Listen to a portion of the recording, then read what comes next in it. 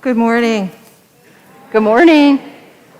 Welcome to the First Religious Society, Unitarian Universalist in Newburyport, Massachusetts. Welcome to our in-gathering, or opening Sunday. My name is Julie Parker Emery, the Director of Faith Formation and Spiritual Exploration for this beloved church. We come together as a church community, online and in person, committed to love, peace, and justice. Our core values are authentic connection, courageous action, love, spirituality, and wonder. Our mission and our invitation to all of you is to come as you are, journey together in love, act with courage, transform our world. If you are visiting today or joining us for the first time, welcome. We are glad you're here. I would like to wish all of our grandparents a happy Grandparents' Day, and for our Jewish members and friends, a belated happy Rosh Hashanah. This morning is a special morning, marking the 78th Sunday since we last worshiped together in person in this sanctuary. And now we do so both in person and online. Our presence is growing and our connection is deepening wherever we may be. You'll hear more about changes in the worship service in a few minutes. For now, to access this morning's order of service, please click on the QR code located on the paper in your pew, on the link which you will find in your reminder email, or in the links just below the live stream for those of you online. Every Sunday, we say that it is no small thing that we have gathered. This morning, it is a particularly big thing that we have gathered. So let us give ourselves to it. I welcome one and all to our church and our worship service. Thank you. It is so good to be together.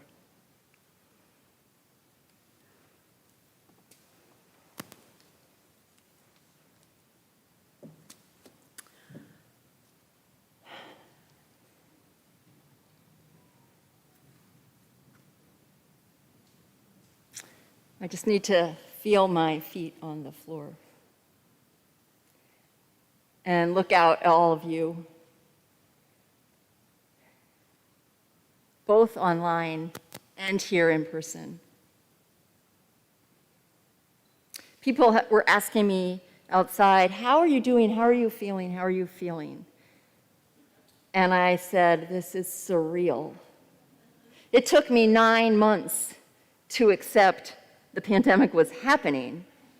And now I can just see these little children in me looking out going like, whoa, like, wait a minute, is this really happening? Now we're actually back together.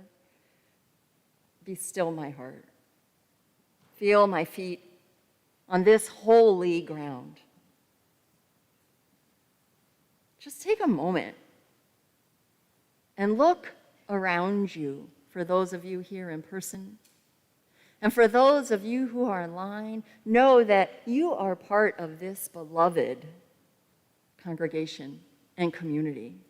We are gathered as one body in many spaces, both internally and externally. Thanks be. We honor, too, that we are standing on land that is traditionally occupied by the Kawasuk Band of the Pennacook Abenaki people. We acknowledge that those people were horrifically colonized, stripped of their lives and their dignity, robbed of the land that they stewarded and loved. Therefore, we say that the spirit and therefore the heart of this land is your land, Pennacook Abenaki people. Our call to worship this morning and an invitation to you all, come as you are. Bring your hearts and your minds to this place Open your heart to give and to receive in the spirit of love and the tradition of the liberal religious faith. Take what you need: solace, inspiration, reassurance, affirmation, challenge, connection, and return with gratitude whatever is helpful and in need for those around you. Come, rejoice. Be willing to be transformed. You are joyfully called to worship.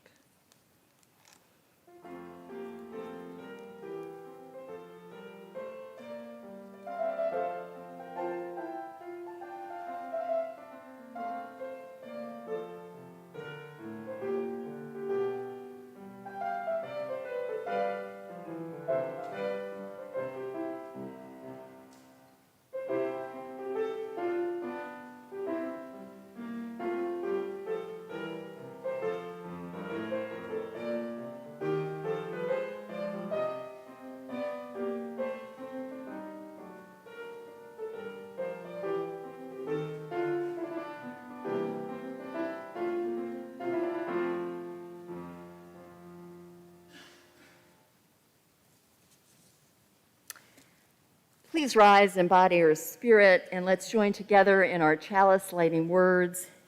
They are online in the order of service. They're in your order of service on your devices, and they're also printed on some paper that is in each of the pews. As Mara lights our chalice, we gather this hour as people of faith with joys and sorrows, gifts and needs. We light this beacon of hope, sign of our quest for truth and meaning in celebration of the life we share together. Please be seated. By the way, at some point, Justin might tell me I'm in the wrong spot. Okay, all right, I'm in the wrong place, so I'm going to go downstairs. There are so many moving parts to this service. Hold on, I'm sorry. Now that we've made the first mistake, maybe we'll all be better. All right. Hi again. Candles of peace. It's been so long since I have looked in your eyes as we've spoken these words. Each week, we also light 2 candles of peace, representing 2 places on earth that need peace. We know that there are untold numbers of places on earth that need peace. And these 2 we especially hold close in this service and through the week ahead. After each candle is lit, you are invited to speak the words for peace in English, Arabic, and Hebrew.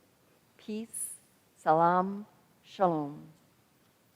Our first candle this morning is lit for Afghanistan, where we do hope and pray that the nation does not regress into terrorism, and that women can go to school, and girls, and thrive, and that refugees find places of safety, welcome, and healing wherever they may go. Peace, salam, shalom. Our second candle this morning is lit for Texas, where the U.S. Supreme Court is allowing an anti-abortion law that outlaws abortion after 6 weeks gestation. Unitarian Universalists believe that all bodies are sacred and that every person has the right to determine what happens to their body at all phases of life. We pray for the safety of all women who have to navigate these difficult paths in Texas and elsewhere around the globe. Peace, salam, shalom.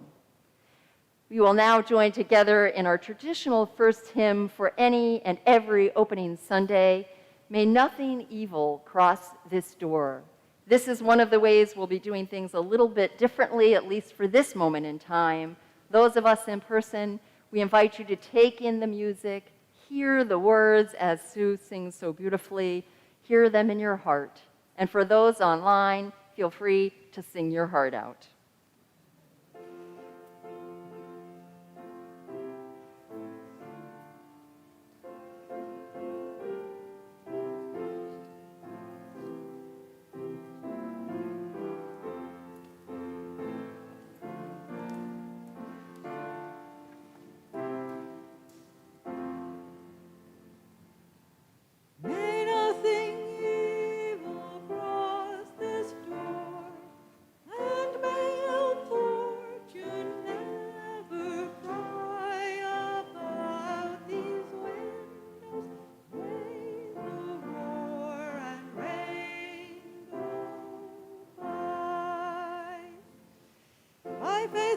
strong, the rafters will withstand the battering of the storm.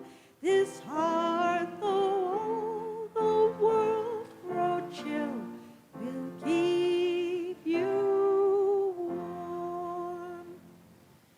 He shall walk softly through these rooms, touching our lips with holy wine, till every casual corner blooms into a shrine.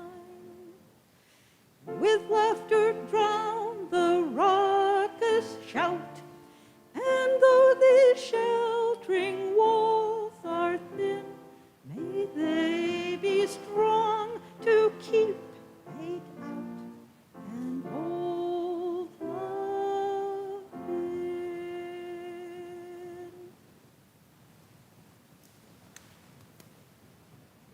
Let's rise again in body or spirit and join our voices together in our affirmation of faith. Again, the words are in the cards in your pews or in the order of service. Love is the doctrine of this church. The quest of truth is its sacrament, and service is its prayer. To dwell together in peace, to seek knowledge in freedom, to serve humankind in fellowship, to the end that all souls shall grow into harmony with the divine. Thus do we covenant with each other and with God.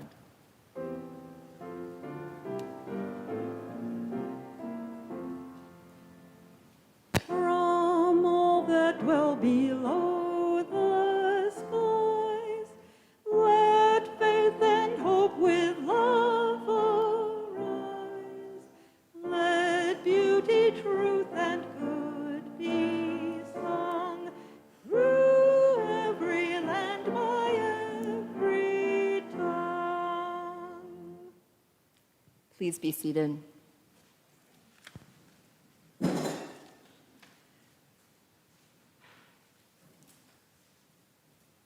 We have learned many things during this pandemic, including how to have church solely online. May it be that those days have passed, and that now we are in a new time where we are learning how to have church both online and in person. I want to take a moment and thank every single one of you for being brave enough to be here.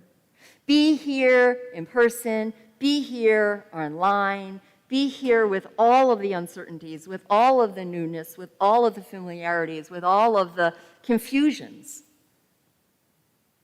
I want to thank each and every member of the reopening team who have met countless times over the past weeks and months.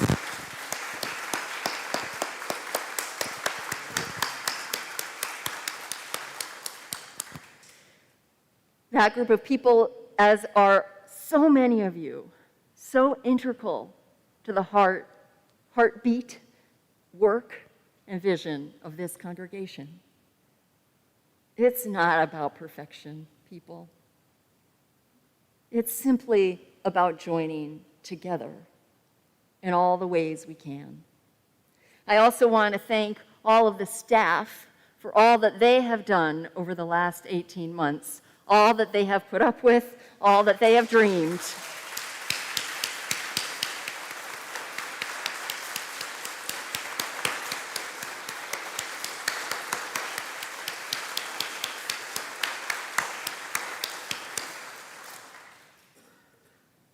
I have to tell you that there were times when I doubted.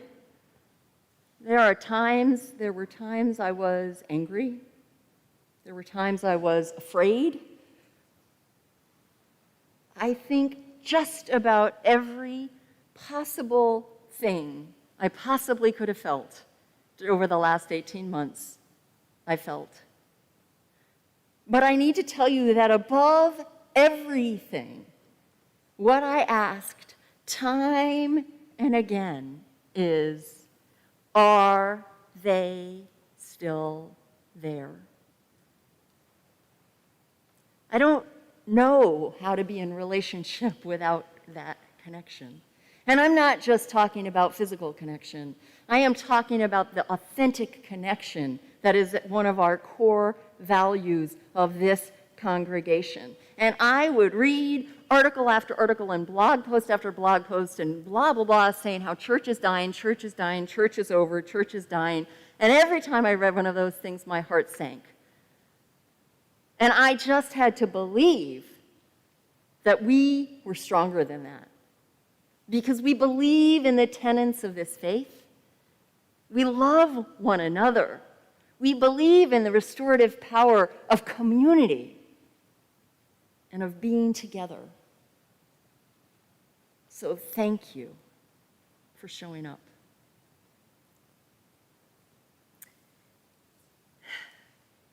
I probably shouldn't have written anything because otherwise we're going to go really late. I should have just gotten up and spoken from my heart the whole time, but I have things written, so I'll go to those things. There is an invitation I want to extend to everyone in person and online, and that is this. We are going to continue learning to do things creatively over the months and time to come, right? One of them is next week, which is our first week of Young Church. Young Church will be happening this year out of doors, and then when necessary, online. We always had, at least since I've been here, a blessing of the backpacks at the start of each of these school years and Young Church years. And so rather than saying we can't do that because it won't be happening in here, I'm asking each and every one of you to go into your own heart and mind. Maybe remember what it was like to be a child. Imagine what it would be like to be a child today. Maybe think of your own neighbors, your grandchildren, your nieces, your nephews, your own children, and take a moment and send a blessing in writing to our children. All you need to do is write it down and email it to Mara. The email address is in the order of service. She's going to collect all of those, print them out, and next Sunday when they're gathered outside, she'll be putting all of our blessings literally into those backpacks. They're all of our babies, and they need to know they're not alone. Thank you.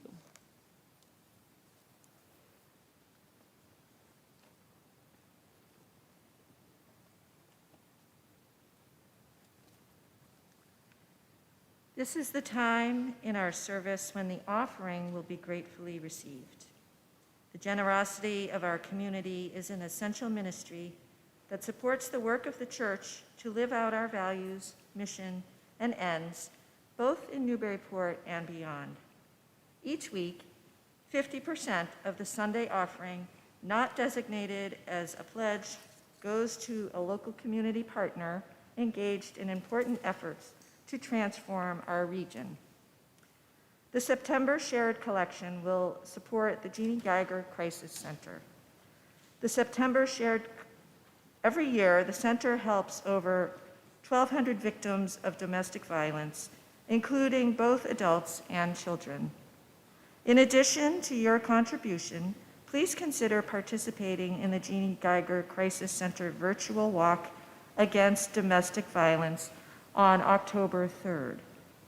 Domestic violence has increased with the stresses and isolation of the pandemic, so this work is more important than ever.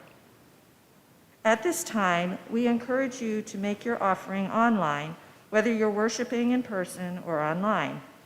If you are viewing the order of service on your phone or on your computer, there is a link you can click where you can make your contribution. You can also text a contribution by sending the word GIVE, FRSUU, to the number 73256. If you would prefer to make an offering by cash or check, you can take the time to fill out the information as the music is playing, and there will be baskets you can use as you leave the service. If you are watching the live stream, there is a link in the video description you can use to make a donation online. And of course, you can always mail a check to the church as well.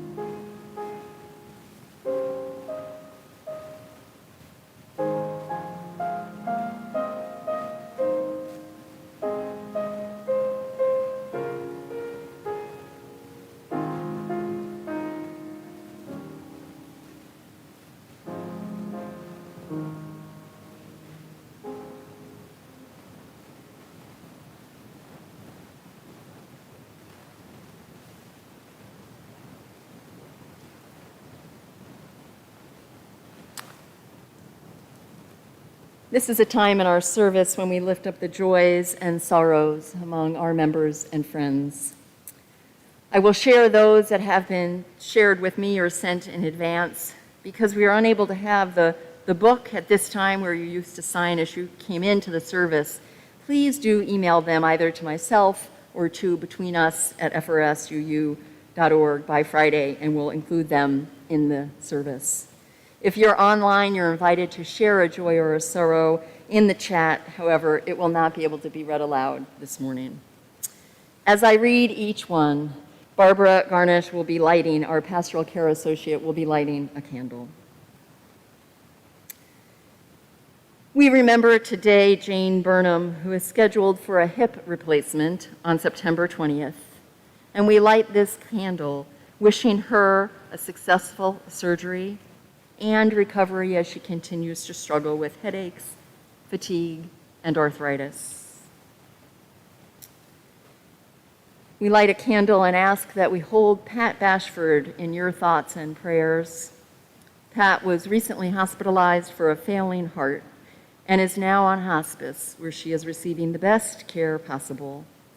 We are so grateful for her continued attitude of gratitude and light and joy, and ask that we honor that light in all of her days to come. We also light a candle this morning, and Tina and Greg Bennick asked, in memory of their dear friend, Dick Calantuno, who recently died from pancreatic cancer. Susan Cooper asks that we light a candle and remember her best friend, Lally, and Lally's daughter, Adrian, in our prayers. Adrian is in California, away from home, in the hospital with the Delta virus and on a respirator. We so too light candles of joy and gratitude Jan and Bob Tyler Nelson light a candle morning in gratitude to all of the wonderful people who came forward to help them in their time of need due to Bob's medical issues and Jan's injuries from a fall.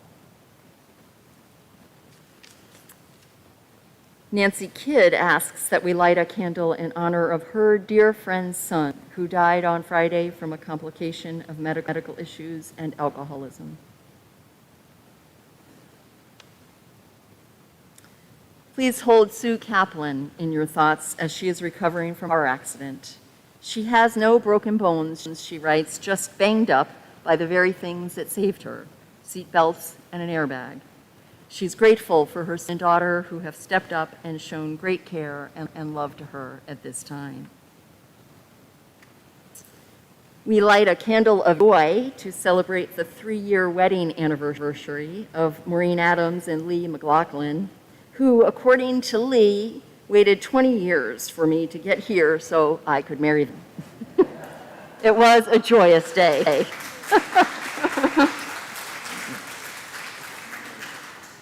We also light a candle of joy to share in Judy Gale Fair's joy that their grandson, Amari, was born on August 14th. Judy was honored to be present at the birth with mother and father and baby. Everyone is doing very well, and the grandmothers couldn't be happier. They also want us to know that although they miss their connections here in Newburyport, their move to a co-housing community in Charlotte, Vermont has been wonderful. And we light, as we do each week, one final candle for all of the joys and the sorrows that, though unspoken, are held in just as much love and care.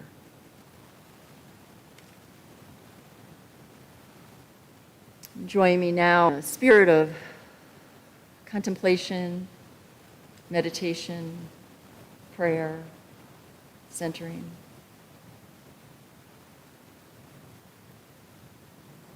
O Holy One, known in so many languages and tongues and traditions, be with us now. Allow us to be quiet enough to feel your presence, the presence of love,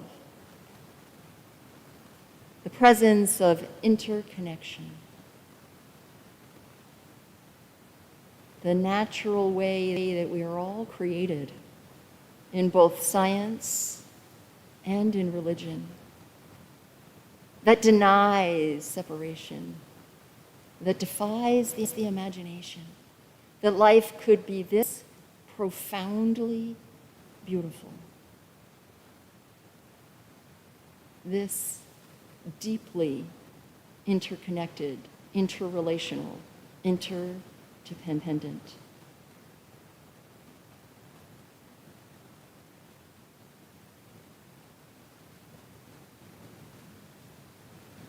As we are here, connected through the wind, through the air, or over the air, in all ways, fill us. Fill us with the bravery of the ones that say to the world, we are one. We need one another.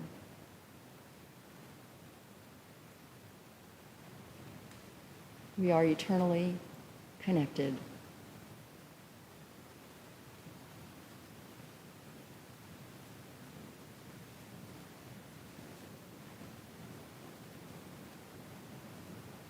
And with all of the love that is in this space, we say, Amen.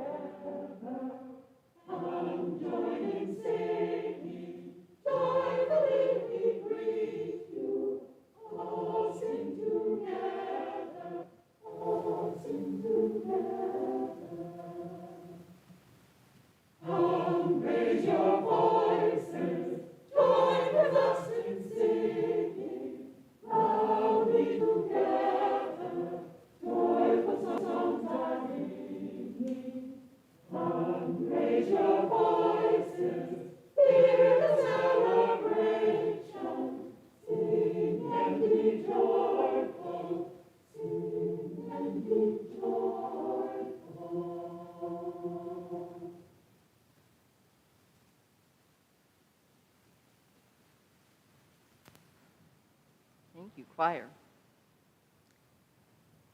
It is a long-held tradition in this church that each year at our in-gathering or opening Sunday, we bring flowers to share, creating together a beautiful flower arch. These flowers represent each of us and our individual journeys. Together, they create a stunning pattern more beautiful than any flower could create alone. And each flower is essential to the beauty, even as each flower is different. And together, they are sacred. Mara will now add flowers to the arch, representing all of our friends and members who are participating online.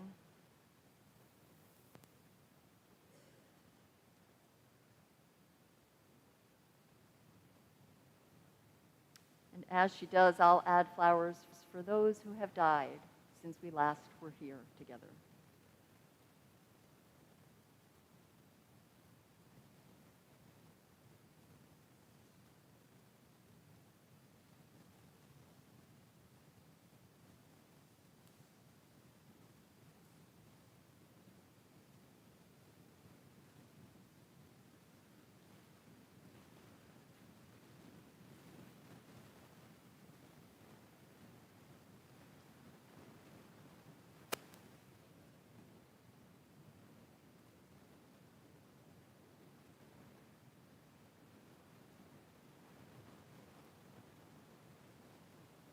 Flowers on this arch will not last.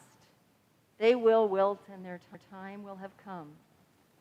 Our shared journey, however, and the beauty that we create together, it will never die. It will carry on and sustain us this day, this year, and through the years ahead. So we will now bless the flowers and each and every one of you as we do.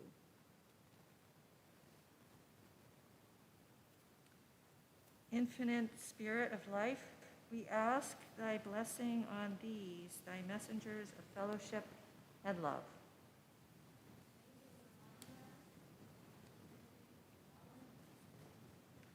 To be one, desire and affection and devotion to thy holy will.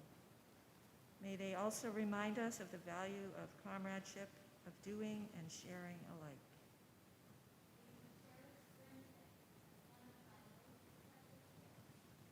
May we not let awareness of another's talents discourage us or sully our relationship.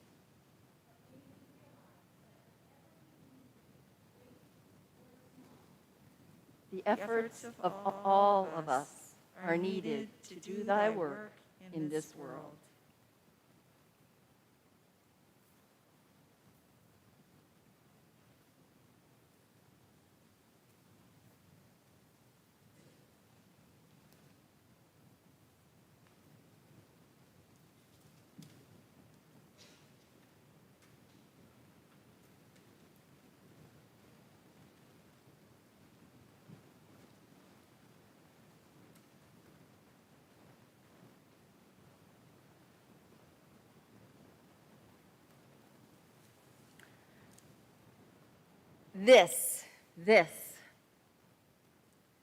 This vulnerability and an elephant.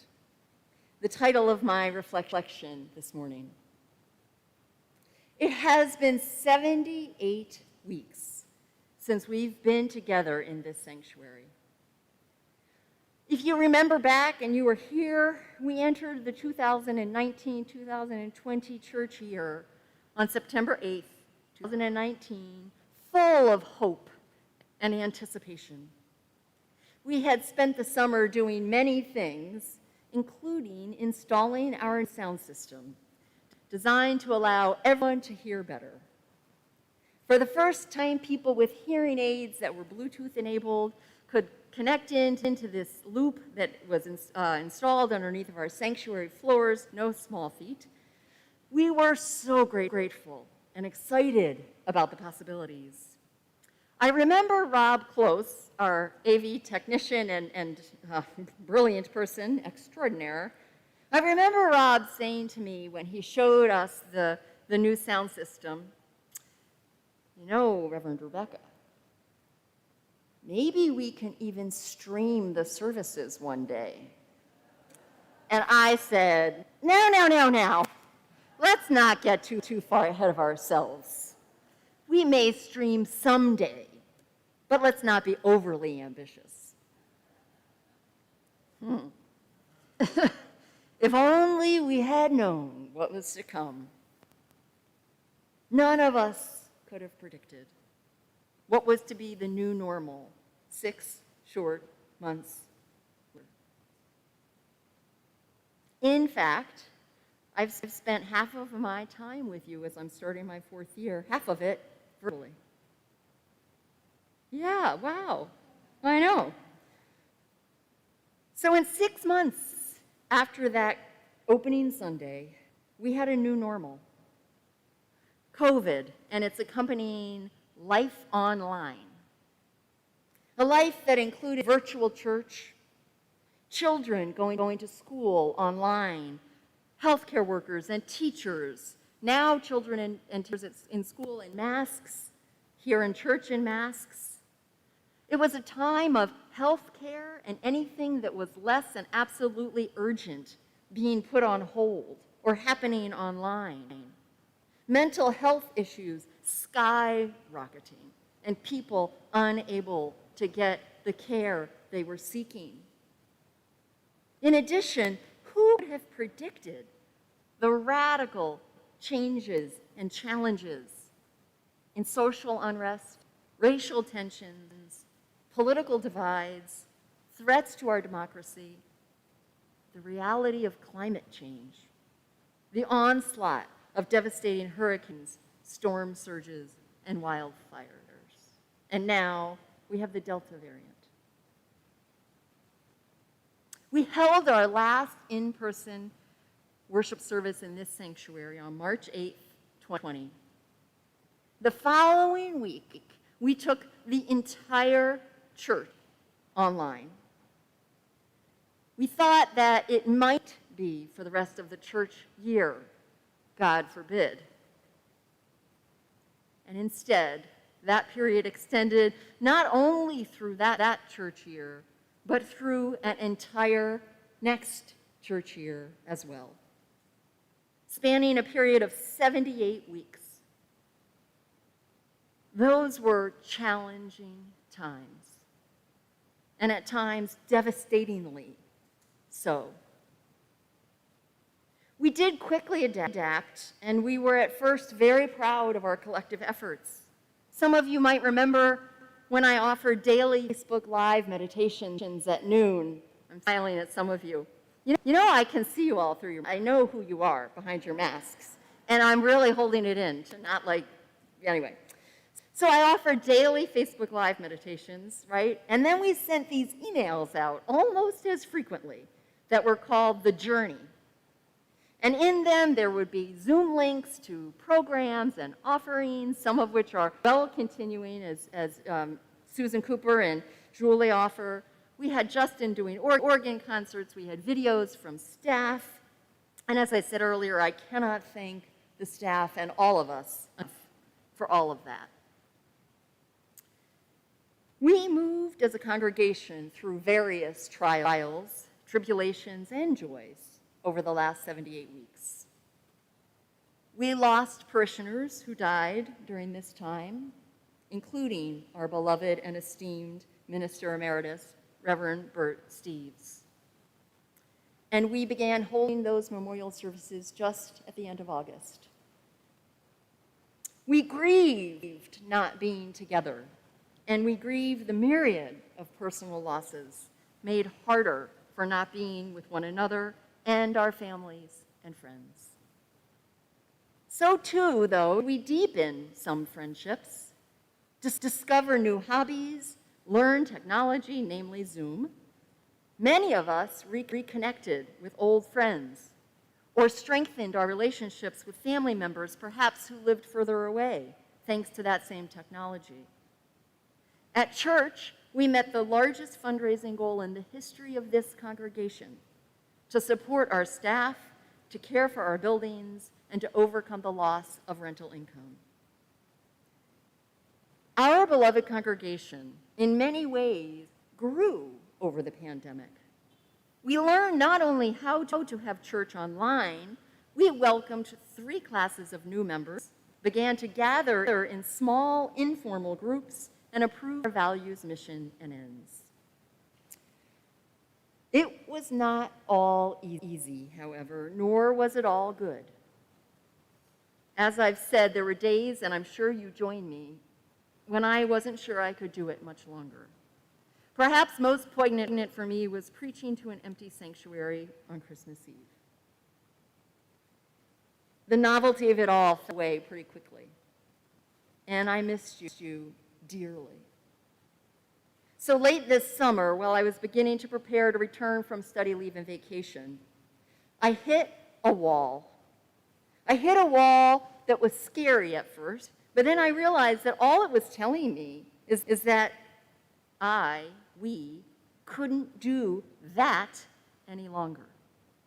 That the way we had done church over the last 18 months, as remarkable as it was over. And it was time for something different. We couldn't do what we had been doing exactly as we had been doing it any longer. It was time for something new. And my dear colleague, the Reverend John Gibbons, gave me language for what I was discerning. He called it this. So he and I were meeting for lunch one day when I was going through this difficult time. And when I walked into where we met, he gave me this stone on which is inscribed a single word, this. His congregation had made these stones up. He was retiring after a very long, beloved, and successful ministry there in Bedford. And as they're thinking, they made stones up that had his sort of sayings on them. He chose the one that he knew I needed. This. And I looked at him and I said, this? What does that mean? Well, he looked right at me and he said, this. Not that, not there, not when, not then, this. I knew what he meant, and I wanted to scream at him. My eyes filled up with tears, which didn't surprise him, and I said, no. You, dear mentor, were supposed to tell me everything was going to go back to the way it was. And the love in his eyes, as he looked across at me at that table, was palpable. He knows me well. He knows how deeply I care and how much I love ministry, how much I love the church with a capital C, and this church especially. He also knows that I am a tenacious survivor and learned the art of hanging on long ago. It has both served me and at times is a thorn in the side. He knew my magical thinking ran the risk of creeping in, the magical thinking that somehow this was all a dream. Somehow it all disappear and be just as it was before. And he was telling me in the most loving way possible to bring my attention, my love, talents, my care to this, what is real today, not yesterday. You might be wondering what all of this has to do with vulnerability and an elephant. This vulnerability and an elephant. It has to do with vulnerability because to accept this, whatever this is, and I hope you're thinking of your own lives. What's your this right now? To accept this is vulnerable. Life, it is impermanent. Change is inevitable and real and challenging, even when it's desired, and especially when it is thrust upon us. because change involves loss. And we humans are hardwired, it seems, to do all we can to avoid loss. But this is what we have. This reality that you're living with in every area of your life. This world, as painful and disorientating as it can be. This church online and in person masked. This life with loved ones gone, no longer living in the flesh anyway. Living in this requires being vulnerable. And to do well, it demands that we show up, we stay, and we feel our way through the loss. It requires that we let go of certain ways of doing things and allow dreams that need to adapt to do so. Vulnerability will ensure that we are stripped of our fierce independence and masks of perfection, and that we learn to accept help, to live humbly, aware of our interdependence, and honestly open about our shortcomings. The beauty is that in doing so, we actually find our true selves and each other. This vulnerability and an elephant. In addition to emotional intelligence and learning to live with this, we need perspective, memory, and benevolence. And an elephant has all of those things.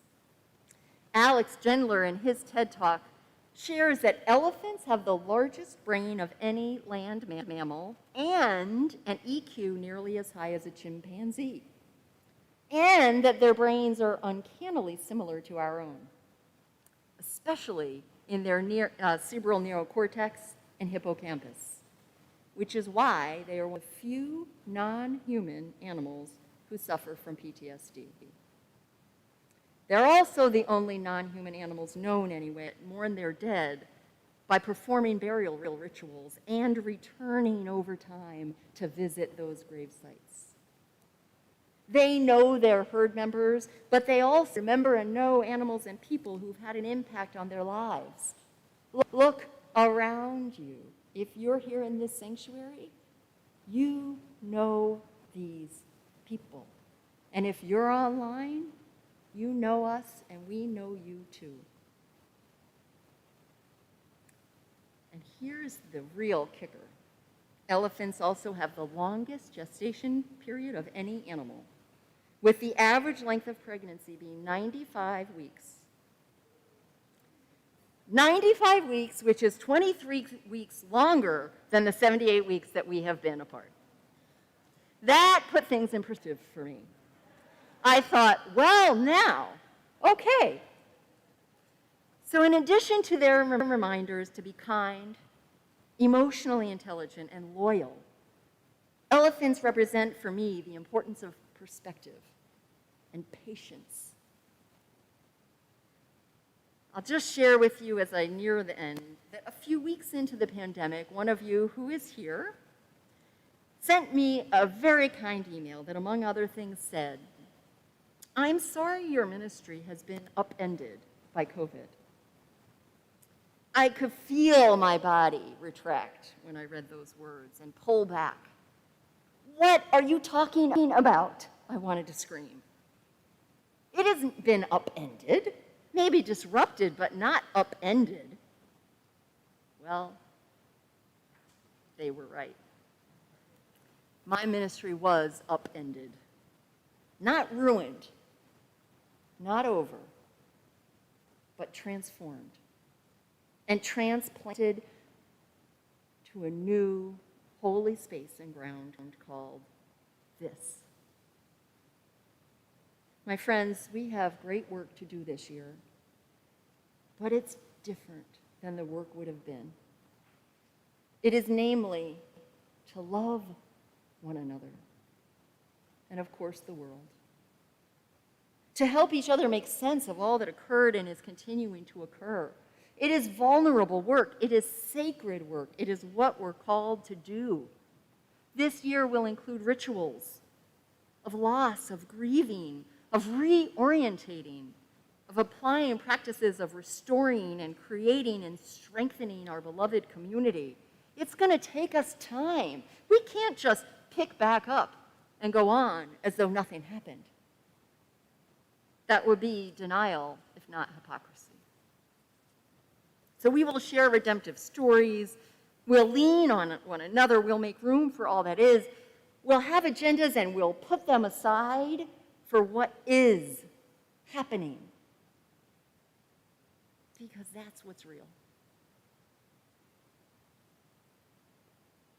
We're going to make room for all that is, all that was, and all that will be. And we will become what we are becoming together. For this is the day life has given us, with all of its tumultuousness and uncertainty and joy. This is the day that life has made. Let us rejoice and be glad in it. Amen. And now we'll have our closing hymn, symbolic of our membership and covenant with one another. Let it be a dance.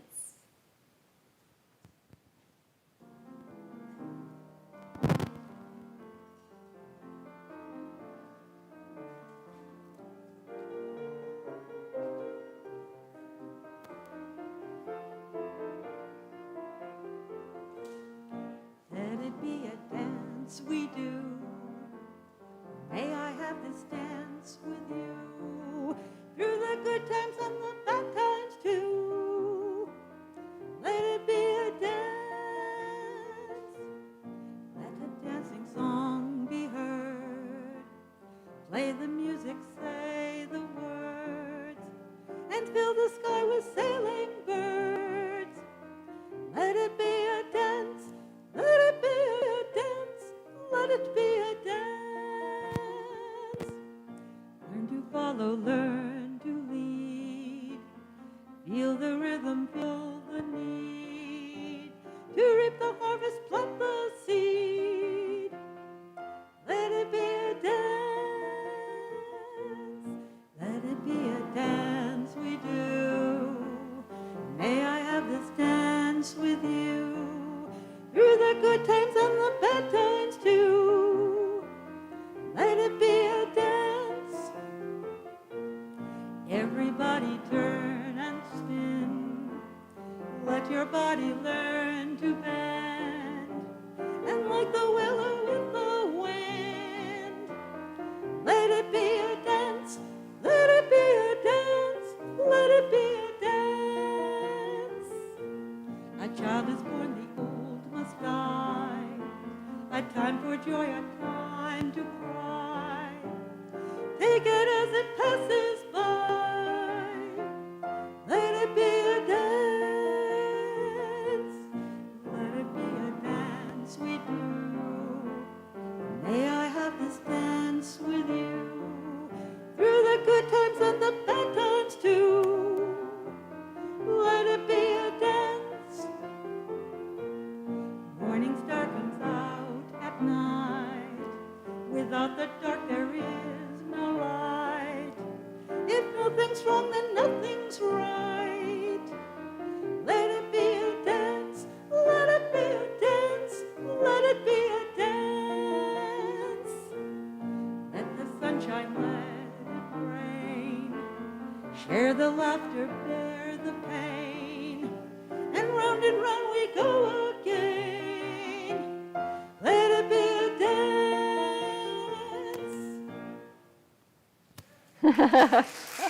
Woohoo!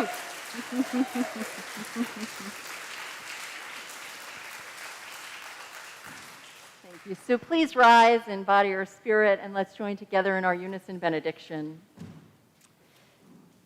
May the love which overcomes all differences, which heals all wounds, which puts to flight all fears, which reconciles all who are separated, be in us and among us now and always. My friends, before I offer our closing blessing, I just want to remind everyone and invite everyone, there are two ways to have fellowship today. Online, there's a Zoom coffee hour. In person, just go outside. Coffee is outside. Please step away from the building. When we're finished, ushers will actually be sort of inviting you to leave from the front to the back. And today's service, you know what this reminds me of? When I finished reading Charlotte Webb to my son, I hope he's not watching. He would be very upset with me right now. He was young, maybe 6, maybe 5. And he looked right at me, and he hid under the blankets in the bed. And when I finished, he took his head out from under the covers, and he looked at me, and he said, "Mommy, don't ever do that again." Because Charlotte Webb has a very poignant, sad moment at the end. And so I say to life and to love, okay, we've learned a whole lot, but let's not ever do that exactly again. My friends, as we go from this sacred gathering, as we go from this sacred time together online and in person, as we go with all the saints and beloved ancestors and loved ones who have gone, may we always know that we are forever interconnected. We are part of a web of life that is so much more than any of us could ever be. We need not stand alone, for we are one. Go in peace, my friends, and return again in great joy. Amen, and bless thee.